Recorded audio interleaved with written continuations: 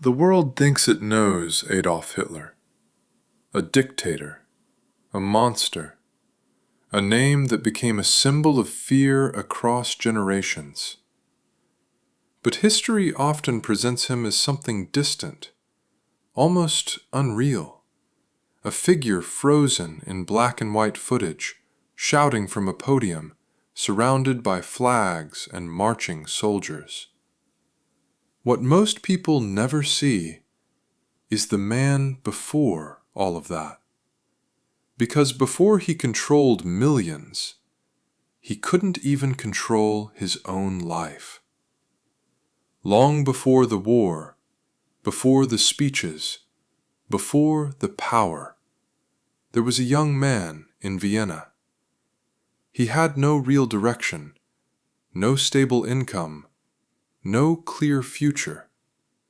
He believed he was meant for something greater, not politics, not leadership, but art.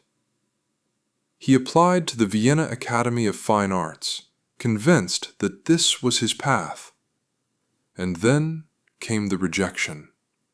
Not once, but twice. That moment didn't just close a door, it shattered something deeper. Because when someone builds their entire identity around a dream, and that dream collapses, they are left with nothing but themselves. And in his case, that self began to change. He didn't move forward. He didn't adapt. He withdrew. He lived in homeless shelters, slept in crowded men's dormitories, survived by painting small postcards and selling them on the streets just to eat. Day after day, invisible. No recognition, no respect, no sense of belonging. And slowly, quietly, something started forming inside him. Resentment. At first, it was small, easy to ignore, just frustration at a system that rejected him. But over time, it grew. Because rejection, when it is repeated long enough, doesn't just hurt, it reshapes how a person sees the world. And in his mind, the world had wronged him. The same man who would later stand in front of thousands, speaking with absolute confidence, was once deeply insecure.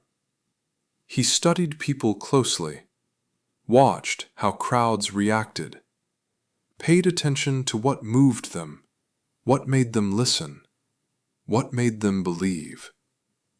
And then he practiced, alone, in front of a mirror, again and again and again. He rehearsed his gestures, the way he would raise his hand, the pauses between his words, the expressions on his face. Nothing about his public image was accidental. It was constructed, carefully, repeatedly, obsessively. The anger, the intensity, the passion people saw in his speeches was something he had trained himself to perform. And eventually, the performance became real. Because when enough people start believing in an image, the person behind it begins to believe it too. And that is how the transformation begins. The world didn't just see a man rise to power. It saw a character take over the man who created it. But even as that public image grew stronger, his private life told a different story.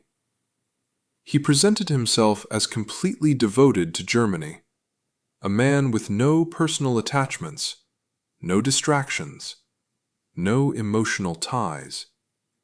He wanted people to see him as someone who belonged entirely to the nation.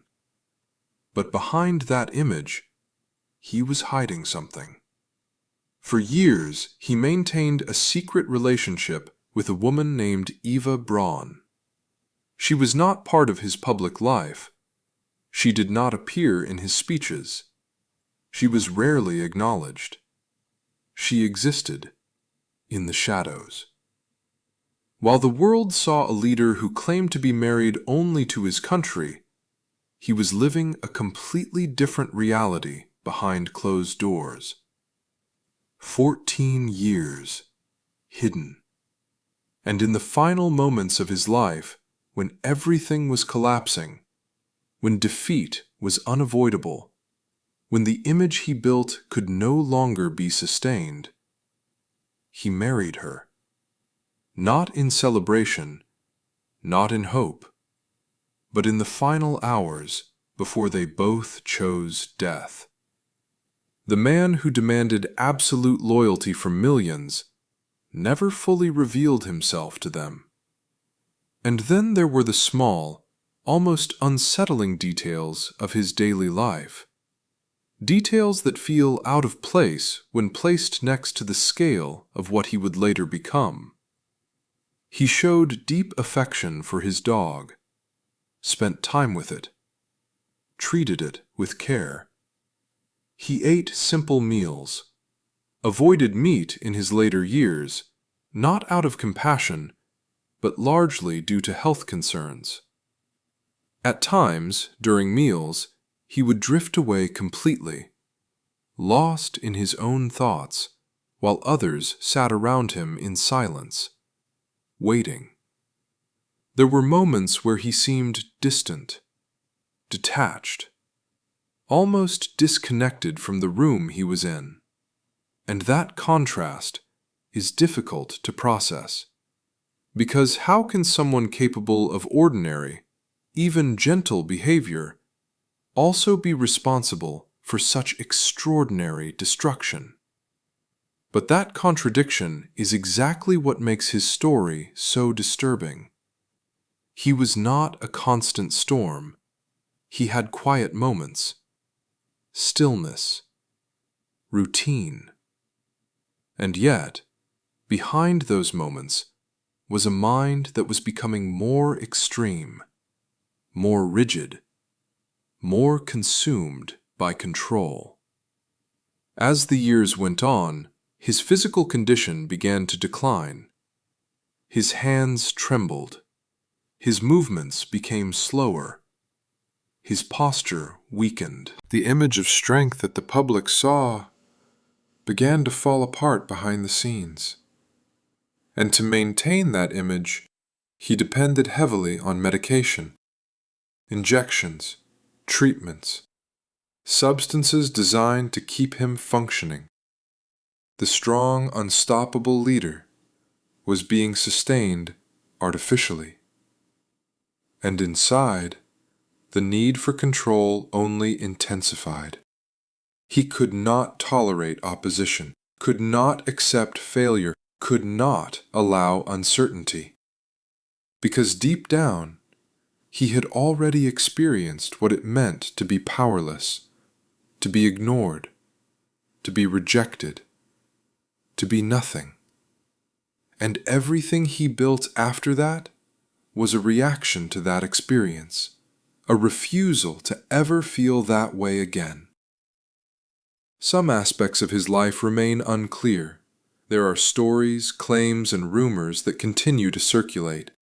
Some may be exaggerated, some may be misunderstood, some may never be confirmed. And that uncertainty only adds to the complexity of who he was. Because even now, there are parts of him that remain hidden. But what is clear is that understanding these details does not change the outcome. It does not erase the suffering. It does not reduce the scale of destruction. It does not excuse anything that happened. If anything, it makes it more unsettling, because it forces us to confront a difficult truth. The most dangerous figures in history are not always obvious. They are not always born as monsters. Sometimes, They are shaped through failure, through rejection, through obsession. Adolf Hitler was not just a dictator, he was a contradiction, a man who carefully built an image of absolute control while losing control of himself. A man who demanded loyalty and transparency from millions while hiding his own reality. A man who rose from obscurity and turned that rise into one of the darkest chapters in human history. And maybe that is the most uncomfortable part of his story, not just what he did, but how he became what he did. Because the world didn't just witness a monster, it witnessed a man slowly becoming one. And that is something history should never ignore. You've been watching Yesterday Explained. Like, comment, and share for more. Bye for now.